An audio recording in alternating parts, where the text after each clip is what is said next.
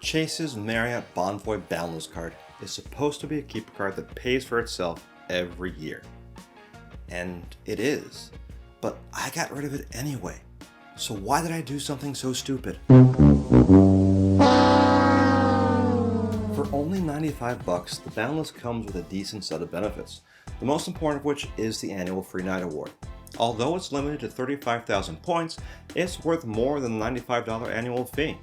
Marriott will even let you top off this award with up to 15,000 of your own points. And when you reach 50,000 points, you start getting into some nice places that can normally run you $300, $400, even $500 a night. And this is why the Boundless is a keeper card. And you know what else is a keeper? This channel. So go ahead and subscribe right now for weekly real-life family points hacks. Beyond the free night award, the Boundless provides you with Marriott Silver status and 15 Elite Night credits. These Elite Night credits are how you earn status with Marriott. To qualify for Gold status, you need 25 ENCs. Platinum requires 50. Usually, you earn Elite Night credits when you stay at Marriott properties, but holding to this card gives you a 15-night head start towards elevated status. You can also earn an additional ENC for every $5,000 you spend on the card, and if you spend $35,000, you'll automatically be upgraded to Gold status. Now, if you're going to spend a lot on this card, you should focus your first $6,000 on groceries, gas, and dining. Those three categories are going to earn you 3x back, but that's capped at $6,000 combined. The card earns the best at Marriott hotels, which shouldn't be a surprise. You get 6x back from the card when you use it at a Marriott. You will earn a total of 17x back, but 11 of that comes from the Bonvoy program itself. The Boundless was only giving you 6x. But back to my stupidity, because yeah, I got rid of all this. Partly because I also carry the Bonvoy Brilliant card. The Brilliant's benefits makes the Boundless benefits not matter, albeit with a much higher annual fee. But that's not a surprise, I knew that when I got the Boundless.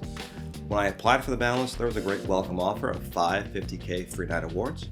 And if I remember correctly, we turned those 5 free nights into just over $2,000, $2,200 or so. And I did get and use the annual free night award. We put that towards a one-night stay in Detroit and got $230 in value from it. So we were getting positive value from the card, but we got rid of it anyway. And most of the blame lies on Capital One. You're probably wondering how Capital One, which doesn't offer any Marriott cards and has nothing to do with the Boundless, is to blame. Stay with me. Back at the beginning of June, Capital One announced changes to their Venture X card. I was planning to apply for the Venture X the very next month in July, but their announcement changed my mind. One of the main reasons I wanted the Venture X was for its airport lounge access, specifically for the full access it gave to your authorized users. Now I have Priority Pass, but I'm limited to 2 guests.